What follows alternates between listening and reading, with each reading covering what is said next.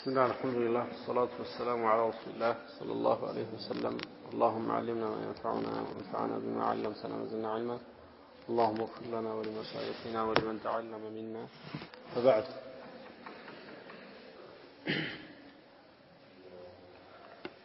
فيقول المصنف: باب العرايا. سلا عريا يميا وراي هنا باب إلال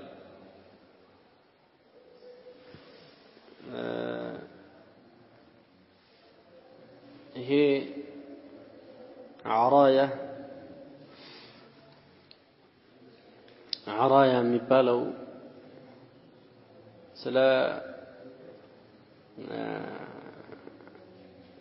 عاريا የምትባለው በይዕ መብቃት የሚናገር ነው። ከሙዛበና በይዕ እንግዲህ استثناء የተወጣች ነች። እሱም ከዚህ በፊት ያወራንበት ነው። ይሄ ሙዛበና የሚባለው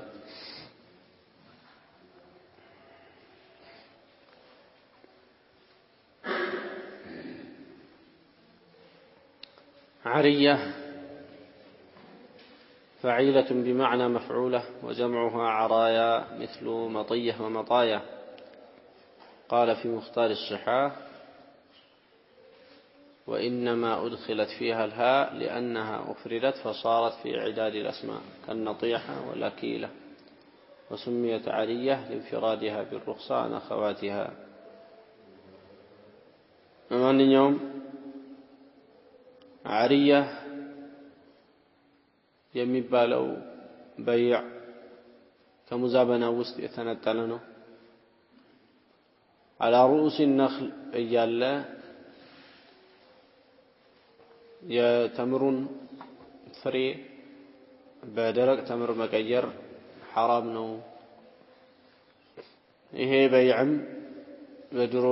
ዘመን የነበረና ረሱሉ ሰለላሁ ዐለይሂ ወሰለም የከለከሉት ነው። ሙዛበና ይባላል። ይሄንን ብለን ነበር። ታዲያ ከዚህ ውስጥ ምን ወጥቷል? ሩጠብ ፈልጎ እሸት ተምር ፈልጎ ደረቅ ተምር ይዞ መጥቶ ይሄንን እሸት ተምር ቀየረኝ ወይም ደግሞ ሽጥልኝ በዚህ ልለውጥ ብሎ ያለውን ሰው በተመለከተ ሸሪዓው አገርቷል። አንደኛ خرصን እንዲሆን ተገምቶ እንዲቀያየሩ፣ ሁለተኛ ሰውየው ገንዘብ ባለማግኘቱ ሰበብ ሊሆን፣ ሶስተኛ ለዚህ ነገር ሐጃ ያለው ሊሆን፣ አራተኛ ሸሪዓው ካስቀመጠው ልክ ወይም ገደብ በላይ ላይፈልግ እየተባለ በእነዚህ አይነት መስፈርቶች እንግዲህ በቅቶለታል። المهم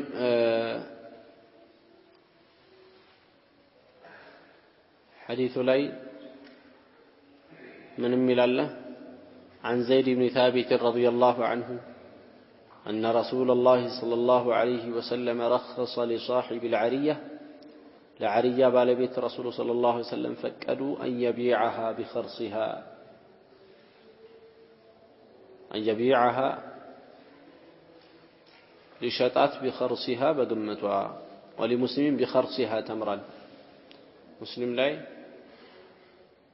كتمر تقمته يأكلونها رطبا، يأكلونها يبلوتال رطبا أشتسيهون. هي بخرصها تمرا የሚለው አሁን ያለው እሸት ተምር ነው። በርግጥ ተምር የሚባል አይደለም፣ ደረቅ ተምር አይደለም። እየተቀየረበት ያለው ደረቅ ተምር በመሆኑ ይሄ ደረቅ ተምር ቢሆን ምን ያክል ይሆናል ተብሎ በመገመት ነው የሚለው። بخرصها تمرا ማለቱ ይሄ ነው። ከሐዲሱ የምናገኘው تحريم بيع التمر على النخل بتمر مثله وهو المزابنة። ከዚህ በፊት ሙዛበና ብለን የከለከልነው የበይዕ አይነት ተምር በመሰሉ ተምር ዛፉ ላይ ያለ መሸጥ እንደማይቻል። ይሄ ሪባ ሰበቦቹ ብዙ ናቸው። ከሰበቦቹ ውስጥ አንዱ ነብዩ ሰለላሁ ዐለይሂ ወሰለም ስድስት ነገሮችን በሐዲስ ውስጥ የጠቀሱት ውስጥ አንዱ ይገኝበታል ብለናል። እሱም ተምር በተምር እኩልነቱ በማይታወቅበት መልክ መሸጥ ነው። እኩልነቱ ካልታወቀ ሁሉ ጊዜ ሪባ ይከሰታል። ያ ደግሞ ሰዎቹ ተዋደዱ አልተዋደዱ የነሱ መዋደድ አይታይም ብለናል። በሸሪዓ በኩል አንድ ነገር حرام ሲሆን እኛ ተዋደን ከሆነ የሚባል ነገር አይኖርም። المهم بيع التمر على النخل بتمر مثله ይሄ حرام። ሌላው جواز بيع العرية عرية ይበቃል ማለትን ከሐዲሱም እናገኘው ነው። ሌላው መቼ ነው የሚበቃው የሚለውን ሐዲሱ رخص ነው የሚለውና لمن يحتاج إلى أكل الرطب خاصة ይሄንን ሸተምር ለማግኘት ሐጃ ላለው ነው የሚበቃው። ሌላው ይሄ ሩጠቡ አሁን እዚህ ተምር ዛፍ ላይ ያለው ሩጠብ ተምር ቢሆን ተብሎ ነው የሚገመተው። ከዚህ ጋር አሁን ከቀረበው ምድር ላይ ካለው ተምር ጋር ለማመጣጠን ወይም አንድ ለማድረግ ሲገመት የላይኛው ሲደርቅ ምን ያክል ሊሆን ይችላል በሚለው ተገምቶ ነው መቀየር ያለባቸው ነው።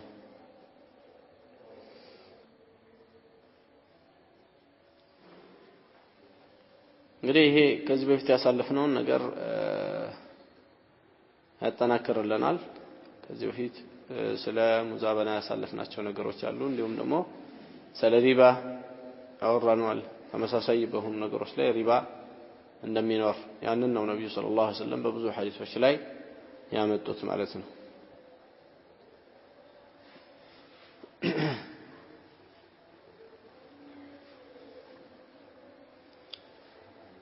የተወሰኑን ያልጠቀስኳቸው ቅድም መስፈርቶች ይኖራሉ። በአንዳንድ ሐዲሶች አሉ። ሸርሁ ላይ በለጠ ታገኙታላችሁ። ሸርሁን ማየት ግድ ይላል።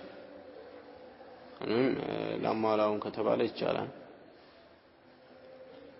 عندنا أن تخرص النخلة بما تؤول إليه تمرا لطلب المماثلة. مماثلة እንዲገኝ አሁን ያለው ሩጠብ ተምር ሲሆን ምን ያክል ይሆናል የሚለውን መገመት አስፈላጊ ነው። ያልጠቀስኳቸው ውስጥ ቅድም ይሄ ነው አንዱ። ሌላው أن تكون لمحتاج إلى الرطب ليأكله رطبا ይሄ ቅድም ተጠቅሷል።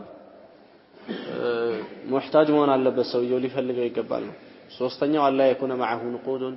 يشتري به የሚገዛበት የሆነ ገንዘብ ላይኖረው ይገባል። ገንዘብ ካለው በገንዘቡ ይግዛ እንጂ ወደ ሩክሳ አለኝ ብሎ ወደዚህ መምጣት የለበትም ነው።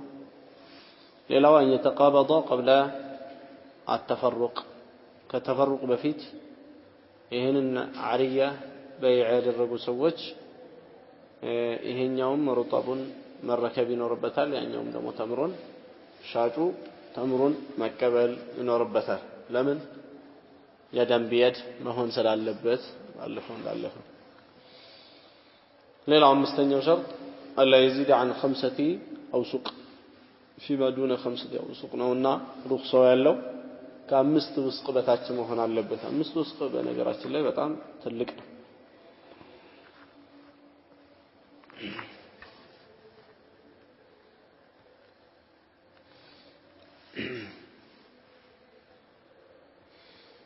አንድ ሰው ለብዙ ሰዎች ቢሸጥስ ይላሉ ዑለማዎቹ። ለብዙ ሰው ቢሸጥ ማለትም ለዛኛውም አሁን ሩክሳ ይኖረውና ያኛውም መጥቶ አምስት ውስጥ ሊጠይቀው ነው። አንዱ አምስት ውስጥ ወስዷል ከሱ ማሳ ላይ ይበቃለታል ለዚህ ሰው ከተባለ ለሻጩ ይበቃለታል። ለሰውየው ነው ምን የተባለው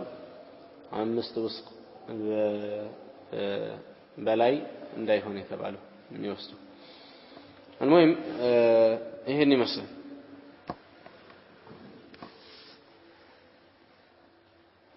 ሌላው እዚህ ጋር ተምር ብቻ ነው ይخرخ ያለው ወይስ አጠቃላይ ቲማሮች ላይ አለ የሚል ነው። طائفة من العلماء ሌሎችም ምን ላይ አለ ይላሉ። ጅምሁሩ العلماء የሚባሉት ነخل ላይ ብቻ ነው የተምር ዛፍ ላይ ብቻ ነው ይሄ ነገር ያለው ይላሉ። ይሄ እንግዲህ የሚመስለው والله اعلم ነብዩ ሰለላሁ ዐለይሂ ወሰለም መዲና ላይ ስለነበሩ መዲና ላይ ተምር ስለነበረ ያንን አሉ እንጂ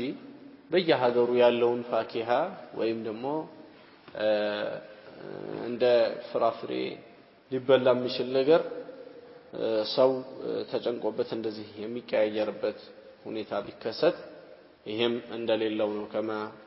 ذهب إليه شيخ الإسلام ابن تيمية رحمه الله. الحديث الثاني عن أبي هريرة رضي الله عنه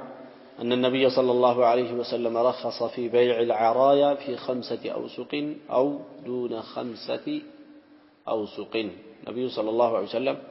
5 وسق ويم ك5 وسق بتاج بيع العرايا لا يقر ይላል ይሄ ቀደም ሲገራ ከመስፈርቶች ውስጥ አንዱ ከ5 ውስጥ በታች መሆን አለበት ብለን ያልነው ነው። አንድ ውስጥ የሚባለው 60 صاع النبوية ይመጣል የነብዩን አለይሂ ሰላቱ ወሰለም 60 ቁና ይዛል። አምስቱ ማለት 5 ጊዜ 60 ይሆንና 300 ይመጣል።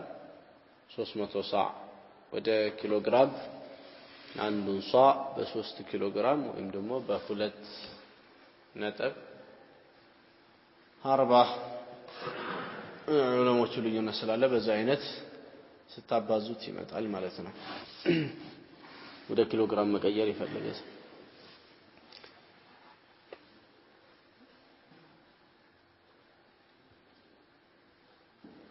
ሌላው ባቡ በይዕ النخل بعد التأبير ተምር ዛፉን መሸጥ بعد التأبير ካዳቀለ በኋላ ተأبير ተልقيح ይሉታል በሌላ ከወንዴው ዘሩን ወስዶ በሴቱ ላይ ማዳቀል ነው። ይሄ አረቦቹ የተካኑበት ጉዳይ ነው። أنا عبد الله بن عمر رضي الله عنهما أن رسول الله صلى الله عليه وسلم قال النبي صلى الله عليه وسلم بلوال من باع نخلا وهم تمر سواء راس يتمر قندون يشت سو قد أبرت يتداكل عندها فثمرتها للبائع هي يمتاجر ظاهر لا لو ثمره فريو ለሻጪ ነው የሚሆነው ኢላ يشترط المبتاع ገዢው ካልሸረጠ በስተቀር ገዢው ሲገዛ ይሄ የሚታየውንም እኔ ነኝ የምወስደው ብሎ ገዢው መስፈርት ካላደረገ የሸጠው ሰው ልክ እንደሸጠ እኔ ማንሳት ይችላል ማለት ነው። ወለሙስሊሚን ለሙስሊም من ابتاع عبدا ባሪያ የገዛ فماله للذي باعه ኪሱ ውስጥ ባሪያው ገንዘብ ቢኖረው ወይም ደግሞ ገንዘብ የሚሆን ነገር ለብሶ ከሆነ ወይ እንደዚህ ገንዘብ የሚሆነው ነገር ለማን ነው ተመላሽ የሚሆነው? للذي باعه ለሸጠው ነው። ኢላ يشترط المبتاع ገዢው ሙሽተሪ ማለት ነው ሙብታዕ ካልሸረጠ በስተቀር። ይሄ እንግዲህ ፍቅህ ላይ በይዑል ኡሱል የሚባለው መሰረቶችን መሸጥ መሰረት የሆነ ነገር ሲሸጥ ከመሰረታዊ ነገር ጋር የተያያዘው ነገርን ማላቀቅ አይቻልም። ከመሰረታዊ ነገር ውጭ ያለው ደግሞ ለሰውየው ተመላሽ ነው የሚሆነው። ለምሳሌ አንድ ሰው ግቢ ይሸጣል። ግቢ ሲሸጥ እኔ ይሄንን በር ያሰራሁት በብዙ ብር ስለሆነ ብሎ ያሰራበትን በሩን ነቅሎ ይዤ ሄዳለሁ ማለት አይቻልም። ግቢ ሲሸጥ ከነበሩ ነው የሚሸጠውና ማለት ነው አስሉ። ነገር ግን ግቢ ውስጥ ያስቀመጠው ነገር ቢኖር ይዞ ይወጣል። ልክ ተለምዶ ላይ እንዳለው ቢጤ ልክ እንደዚህ ማለታቸው ነው። ነብዩ ሰለላሁ ዐለይሂ ወሰለም የነኽል ወይም የተምር ግንድን በተመለከተ ተዳቅሎ እንደሆነ ይሄ ከላይ የሚታየው ፍሬው ወይም የተዳቀለው ዘንድሮ የተዳቀለው ለሻጭ ይሆናል። መቶ ምርቱም የሚሰበስበው ማን ነው ማለት ነው? ሻጩ ነው። ኢላ የዘንድሮ ምርት ዘንድሮ ያዳቀልከውን ጨምሮ ነው ይሄ ግዢ ወይም ግብይቱ የተፈጸመው ውሉ እና ካሁን በኋላ ወደዚህ ግቢ በምንም አይነት ምክንያት የምትመጣበት ሁኔታ የለም ብሎ መጀመሪያውኑ በዚህ አይነት ተስማምተው ካልሆነ እያሉ ነው ነብዩ ሰለላሁ ዐለይሂ ወሰለም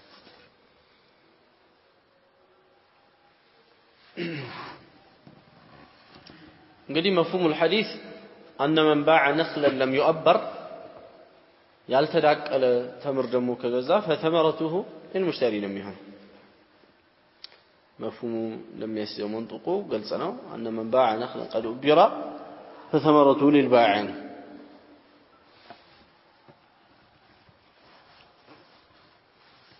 إلا أن يستقل مبتاع بلو النبي صلى الله عليه وسلم قيدوታል ወይም የተወሰነውን ምን ማድረግ ይችላል መሸረጥ ይችላል የተወሰነ ግማሹን እኔ ያነሳለሁ ዘንድሮ ብሎ ማለት ይችላል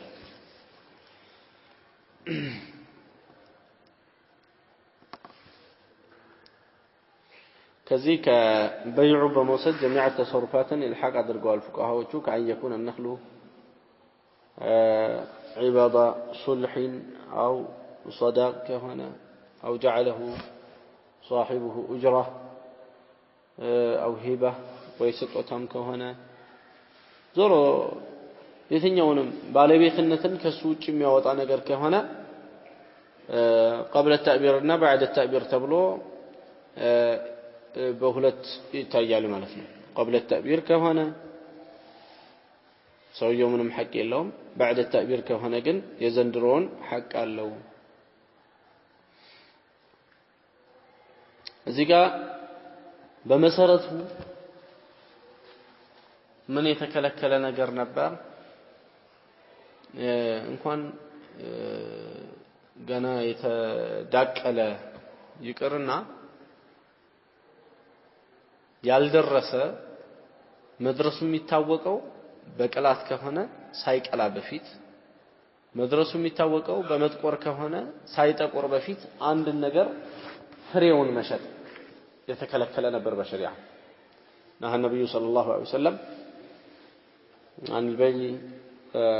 حتى يبدو صلاحه የተለያየ ሆነ ثمرን በተመለከተ ከመሸጥ ነብዩ ሰለላሁ ዐለይሂ ወሰለም ከልክለዋል በጃኔው ግልጽ እስከሚሆን ድረስ መድረሱ ግልጽ የሆነ እስከሚሆን ድረስ ወማ صلاحها ተብሎ حمراው ወይም ደግሞ ጥቁራቱ ምናምን እንደሆነ ተነግሯል በሐዲስ ላይ المهم አሁን ሰውየው ምኑን ያበቃለት ነው ሸሪዓው መልሶ ታዕቢር ያደረገውን ደግሞ ያበቃለት ነው ሰገ የከለከለውን ነገር በዚህ ዞሮ እንዴት ፈቀደ ከተባለ ወይም ደግሞ ነገሩን ቀየርና ሰውየውን ብቻውን ثمرون ሲሆን ثمرون قبل بوضوء الصلاح መሸጥ حرام መሆኑን አይተናል ባለፈው አስሉን ሲሆን ይበቃለታል ይሄው እየተባለ ነው እንደውም إذا اشترطه እሱ ከሸረጠ እና ባይዑን ካሁን በኋላ የለህም እኔ ነኝ ማነሰው ዘንድሮንም ብሎ በዚህ አይነት መስፈርት ካደረገ ባይዑ ምንም እንደሌለውና ይሄንን ሙአበር የሆነ ነገር ገና እንኳን ወደ መድረስ ይቀርና ገና ጅማሪ ላይ ያለው ሁላ እንደሚሸጥ ነው እዚህ ጋር የሚያሳየው ከባለፈው ጋር እንዴት ነው ታዲያ የምናደርገው قبل بدوء الصلاح ثمار ካለ መሸጡ ጋር ይሄ እንዴት ይታያል ትንሽ ግጭት ያለው አይመስልም እንዴ ከተባለ ግጭት የለውም ለምን ይሄ እየተሸጠ ያለው አስሉ ነው ثمሩ ተባዕን ይገባው ያ ግን ثمሩ ነው እየተሸጠ ያለው ይሄ ነው ልዩነቱ قاعده العامه على اصول الفقه ላይ ምን ይላል يثبت تبعا ما لا يثبت استقلالا باستقلال የማይሰብት ነገር በተባዕ ወይም በመከተል ይበቃል ለዚህ ነው ሆድ ውስጥ ያለን እርጉዝ መሸጥ አይበቃም ሆድ ውስጥ ያለውን እርጉዝ እንስሳ ማለት መሸጥ አይበቃም እናትየውን ግን ሲሸጥ ለእርጉዙ ዋጋ ጨምሮ መሸጥ ይበቃለታል አሁን እየሸጠ ያለውም ስለሆነ የሚታወቀን መጅሁል ያልሆነን ምንም ገረር የሌለበትን ነገር እየሸጠ ስለሆነ አስሉ ሲሸጥ ያበቃ ማለት ነው ሐምሉን በቃ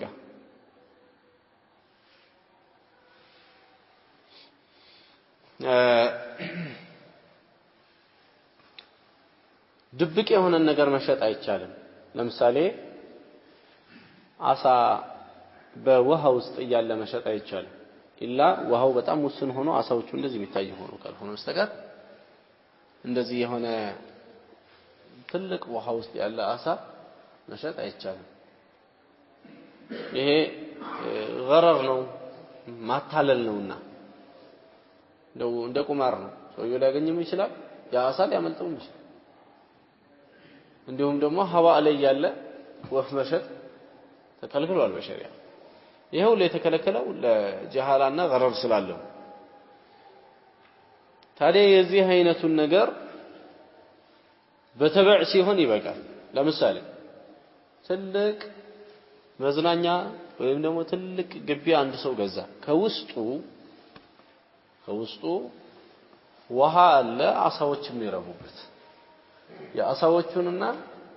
የአሳዎቹና ውስጡ ያለው ነገር እንደዚሁ ታስቦ ነው ሰውየው የገዛው ሙሉን ግቢው ማለት ነው የዚህ ጊዜ ግን ይበቃል ለምን አሁን ሰውየው አስሉን ነው የገዛውና ብቻውን ሳይሆን አስሉን ነው የገዛውና ለዚህ ነው يجوز تبعا ما لا يجوز استقلالا የሚባለው ቃዒዳ የሚመጣው ይሄ ብዙ ነገር ውስጥ ሸርዑ ላይ ይመጣል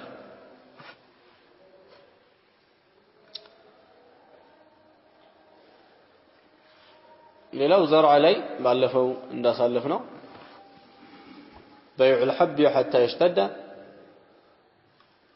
نهي ያለው ይሄ ዘርና አዝርዕት ምናምን ዘርቶ ሰውየው ጠንከር እስከሚል ድረስ መሸጥ አይችልም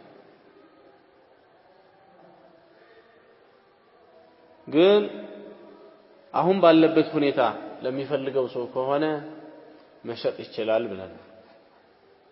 ለምሳሌ ሰውየው ስንዴ ዘርቷል ሳር መስሎ እንግዲህ በቆሏል ፍሬው ገና አልያዘም ማለት ወይም ፍሬውም ይዞ ሊሆን ይችላል ገና አልጠነከረም መሸጥ አይበቃለትም ይሄንን ማሳ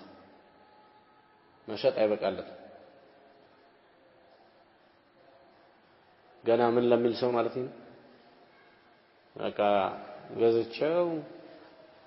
አድጎ ያው እናጭደዋለን ፍሬውን እንጠቀማለን ብሎ ለሚል ሰው አይቻልም መሸጥ ግን ይሄንኑ የስንዴውን ማሳ ወይም ደግሞ የሆነ ነገር እንደዚህ የዘራው ከብት ለቀበታለሁ አሁኑ በሚል መልኩ ከሆነ የዚህ ጊዜ ይበቃል ለምንድነው ሁለቱ ልዩነቱ ከተባለ ያኛው ነብዩ ሰለላሁ ዐለይሂ ወሰለም ማለታቸው ነው بما تاخذ مال اخيك بغير حق በምንድነው የምትወስደው የወንድምህን ገንዘብ ያለ ሐቁ ብለው ተናግረዋል ይሄ ነገር አልጠነከረም አፋት መቋቋም አይችልም አፋት መቋቋም ስለማይችል የሆነ አፋት መጥቶ ቢነካው ሰውየው ላይ ይጣፋበታል ገዢ የሆነው ላይ በዚህ የተነሳ ሸሪዓው እስከሚጠነክር ድረስ ዘርዓ ከሆነ ከልክሏል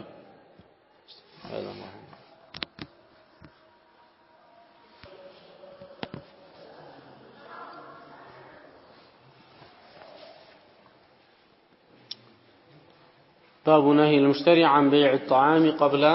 قبضه مشتري يهون سو جاجي يهون سو طعاما ويم اهلا كجزا بهالا قبل قبضه مالت ሙሉ ለሙሉ በሱ በጭብጡ ስር ሳያኖረው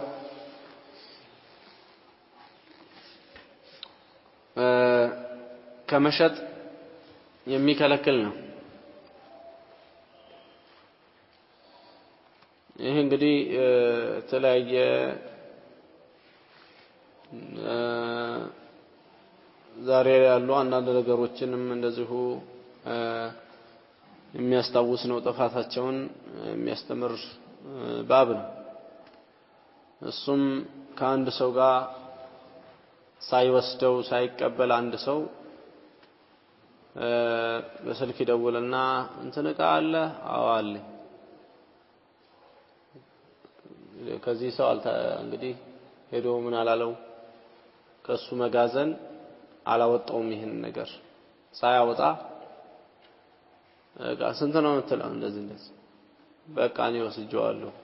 አሁን ይላክልሃል ገንዘቡ ከዛ ለአንዱ ይደውላል እንትና ጋር አለኝ ዕቃ ጫነው እዛው ከዛው ከቦታው ሳይንቀሳቀስ ዕቃው ይጫናል ካለበት قبل أن يقبضه ማለት ይሄ ነው ወደ ራሱ ጭብጥ ሳያስገባ ወደ ራሱ ሳይወስድ በፊት ዕቃን ከመሸጥ ነብዩ ሰለላሁ ዐለይሂ ወሰለም ከልክለዋል ይሄ ዛሬ ላይ በስፋት ነው ያለው ይሄ ጥፋት ነው እንግዲህ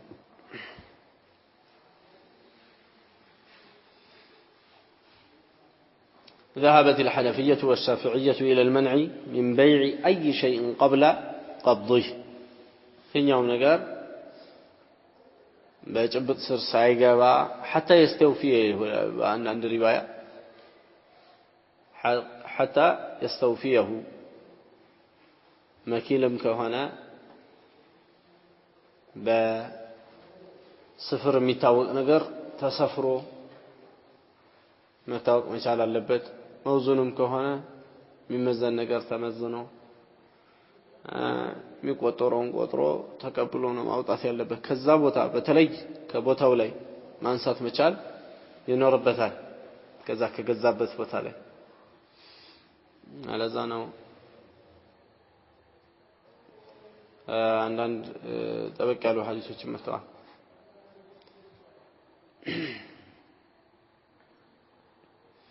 النبي صلى الله عليه وسلم إذا اشتريت بيعا عند النجار كجزا فلا تبيعه حتى تقبضه كبوتاوس كم تانساو درس براسه ቁጥጥር ስር እስከምታውለው ድረስ አትሽጥ አንዳንዱ ደፋርማ የሌለውን ሁሉ ይሸጣል ገና ሊገዛ ነው ሸጦላ እዚህ ኮ ሸጧል በቃ እንደዚህ አለኝ ይሸጥለታል ሰውዬ ከዛ በኋላ የሌለውን ከሸጠ በኋላ ደግሞ ሄዶ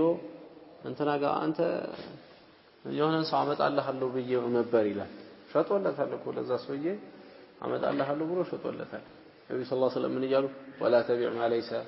عندك የሌለህን ነገር አትሽጥ አንተ ዘንድ የሌለውን ነገር አትሽጥ አይቻልም እንደዚህ ያለ ሽያጭ ለማንኛውም فيما رواه أبو داود والدارقطني وصححه الحاكم وابن حبان كزيد بن ثابت النبي صلى الله عليه وسلم قال نهى نبيك لكلوا إلى زيد بن ثابت أن تباع السلع شقطوች ከመሸጣቸው ከለከሉ حيث تبتاع የተገዙበት ቦታ ላይ ከመሸጣቸው ከልክለዋል حتى يحوزها التجار إلى رحالهم ነጋዴዎቹ ወደየ ስፍራዎቻቸው እስከሚወስዷቸው ድረስ እዛው የተገዙበት ቦታ ላይ ከመሸጥ ከልክለዋል ቅድም ያለው ማለት ቅድም ያለው እዛው ገዛ ከዛ በኋላ ምን አደረገ እዛው ሸጦ እዛው መኪና ይልካል የዛ የሶስተኛው ወገን መኪና ነው መጥቶ የሚያወጣው ማለት ነው ይሄ ችግር አለው እንደ ሸሪዓ نهى رسول الله صلى الله عليه وسلم أن يشترى الطعام ثم تباع حتى تستوفى كانوا يبتاعون الطعام جزافا أهل يقزوا نبرا مدينة وسط زاوها لا فنهاهم رسول الله صلى الله عليه وسلم أن يبيعوه حتى ينقلوه እዛው የተሸጠበት ቦታ እዛው የተገዛበት ቦታ ላይ ይሸጡት ነበር እነሱ ያመጡና የሚገዛቸው ሰው የሆነ ቦታ ከገዙ በኋላ የሚገዛ ሰው አምጥተው እዛው የገዙበት ቦታ ላይ ይሸጡት ነበር ያንን ነገር የገባችሁና አንድ ነው የሆነ ሰው ይመጣል ለምሳሌ ከአንድ ሱቅ የሆነ ካርቶን ይገዛል ካርቶን የሆነ እቃ በፓኬት የታሸገ እዛ ሱቅ እቃው ይቀመጥልኝ ብሎ ሄዶ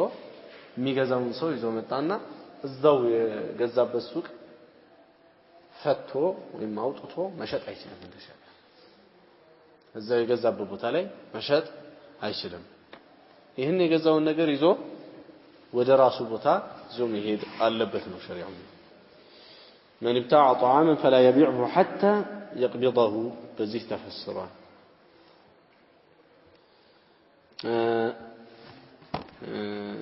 شرح للام ነገሮች ስላሉት ሌሎችን ሐዲሶች ለመድረስ ነው የምንቀጥለው باب تحريم بيع الخبائث خبائثዎችን መሸጥ የተከለከለ መሆኑን የሚነግረን ነው የሚቀጥለው خبائث ማለት ቆሻሻዎች ማለት ነው ቆሻሻ ነገር ሸሪዓ خبيث ያደረገው መጥፎ ያደረገው ነገር ማለት ነው የዚህ አይነቱ ነገር አይሸጥም በሸርዑ በኩል መጥፎ ነው ይሄ ነገር ለራስን መጠቀም አትችልም የተባለውን ነገር መጥፎ ነው የተባለውን ነገር መሸጥ አይበቃም ለዚህ عن جابر رضي الله عنه كجابر اللهم تمسر لنا أنه سمع رسول الله صلى الله عليه وسلم يقول عام الفتح مكة يتكفتبت عمت رسول صلى الله عليه وسلم سيلو سماهاتشو إلى سيلو سماتشو جابر من سماتشو إن الله ورسوله الله أن ملكتنيو حرم بيع الخمر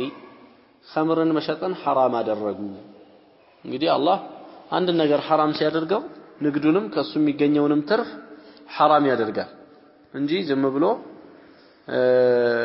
ንግዱ ችግር የለውም እኛ ለራሳችን አንጠቀመው እንጂ የሚል ነገር የለም ማለት ነው እንደዚህ ያለ ቃዒዳ የለም ሸሪዓው ላይ አንድ ነገር ከተከለከለ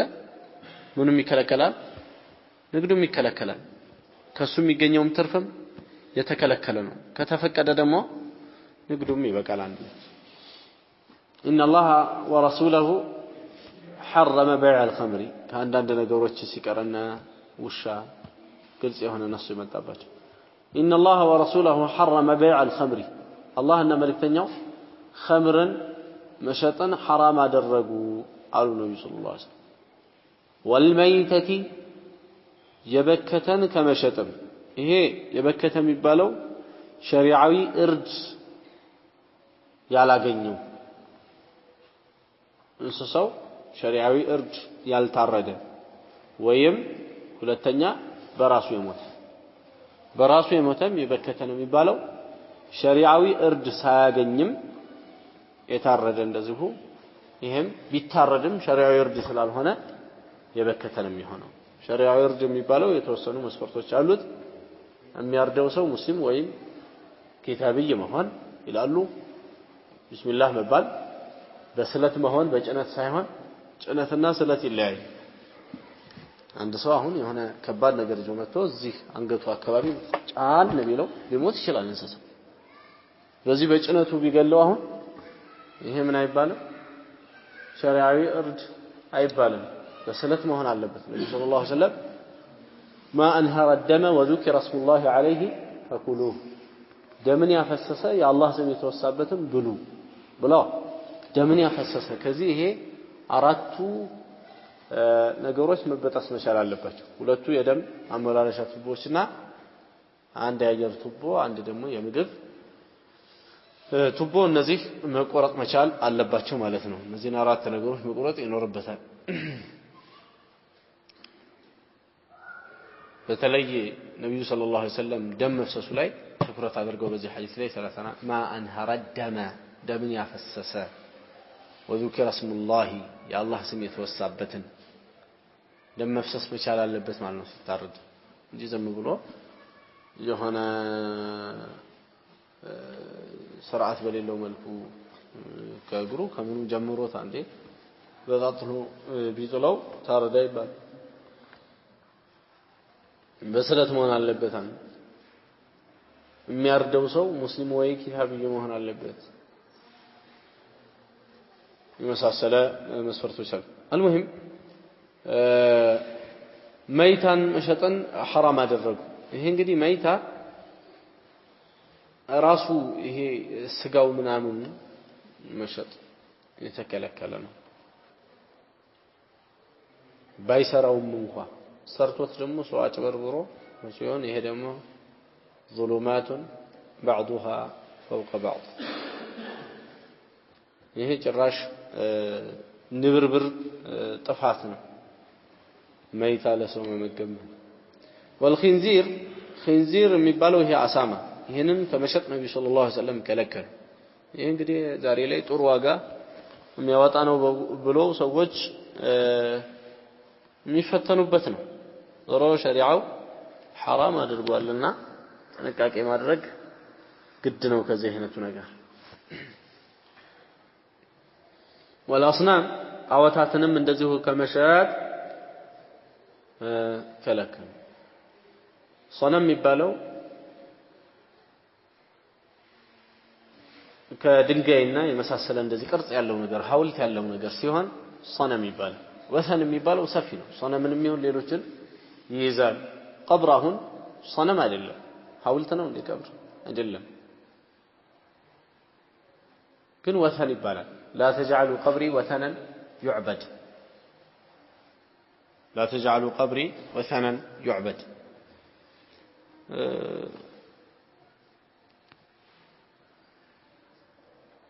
أظن بالله المهم هي الله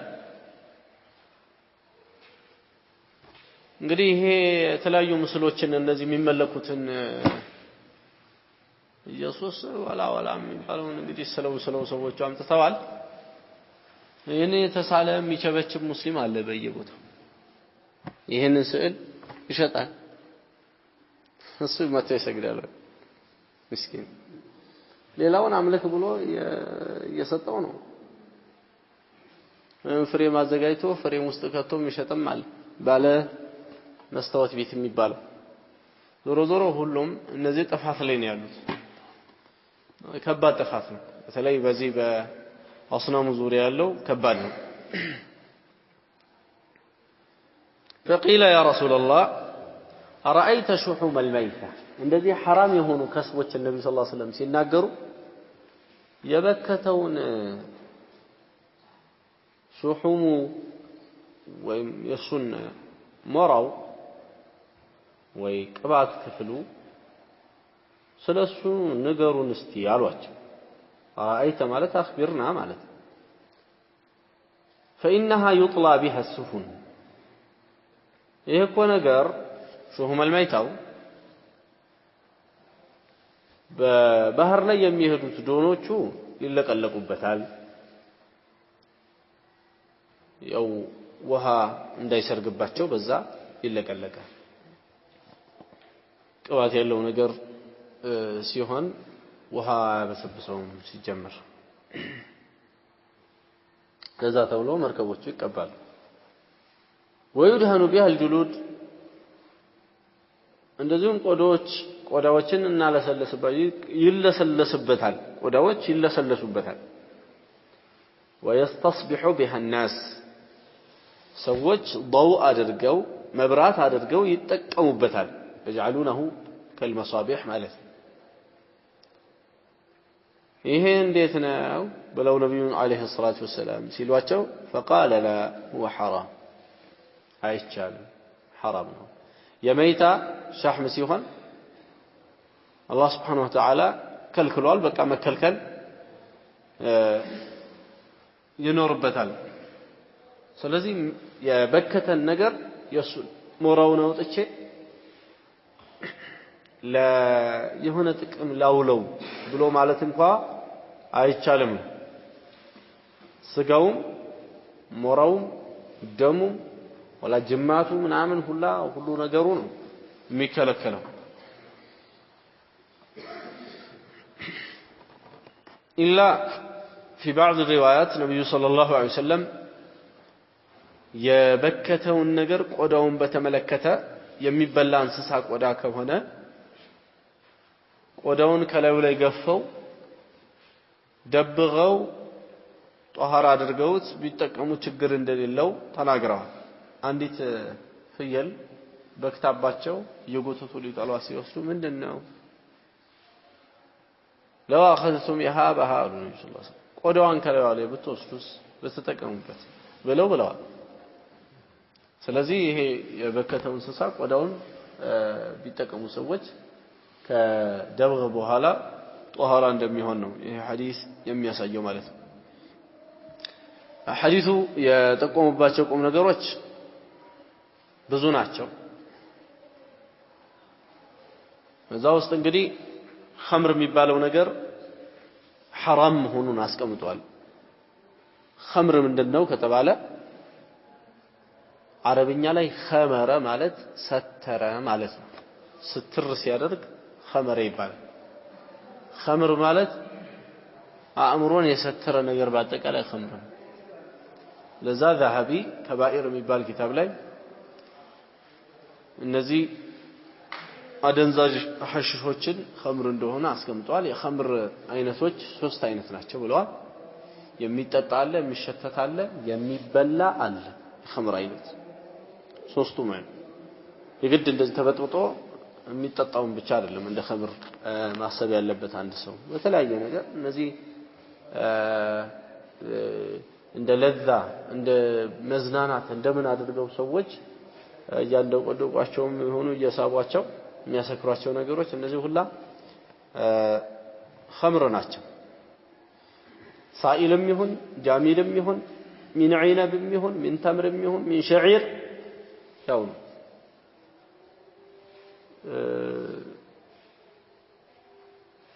ሸርሁ ላይ የዚህ ኪታብ ሸርህ ላይ ጫትን እዚህ ቦታ ላይ ይጠቅሳሉ ومثله الحشيش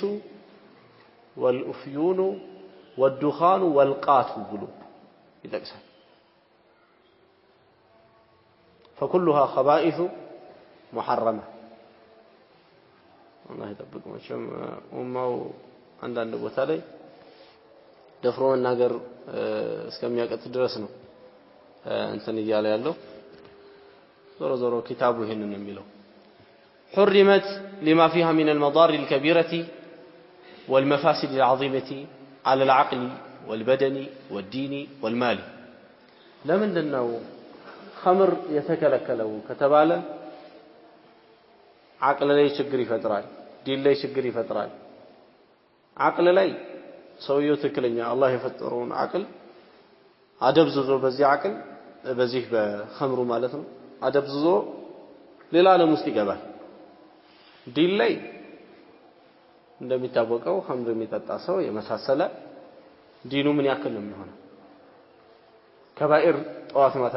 እየተዳፈረ ማለት ነው ተላልቅ ወንጀል ሰውነቱ እንደዚሁ ሰውነቱ ላይ ጉዳት ያመጣል በዛን የተከለከለው ሌላው ገንዘብ ላይ ጉዳት ያመጣል ምን ቀረ አቅል የለም ዲን የለም ገንዘብ የለም ሰውነት የለም ይሄ ብቻ ሆኖ ቢቀር ጥሩ ነበር ብዙ ሸሮችና እርስ በራስ መከፋፋት ክፋት ወንጀልን ያስፋፋል ይሄ ነገር ለዚህ ነው ምንም ወንጀል መጋረድ የማይቻልበት ህብረተሰብ ቢኖር ሐሽሽ ተጠቃሚ ህብረተሰብ ነው ለምን እሱ ሲጀመር ሰውን የሚያየው ወይም ህግን የሚያየው ህግ ነው አይደል አሁን ከባድ ተብሎ ከሁሉም በላይ ህግ ነው የሚያስፈራው ህግን የሚያይበት መነጽር ራሱ በጣም የተሳሳተ ነው የሚሆነው የሳውዲ ፓስፖርት ላይ ከሳውዲ ቪዛ ከመጣለት ምንድነው የሚለው ቪዛው ላይ ነው وجد وهو ينقل هذا فحكمه يعدم ይሄንን ሲያዛውር የተገኘ ሰው የሱ ሁክሙ መገደል ነው ይላል መረሸን ነው ይላል እዛው ቪዛው ላይ ከመሆኑም ጋር ይሄንን እያየ ይዞ ይሄዳል هل هذا عقل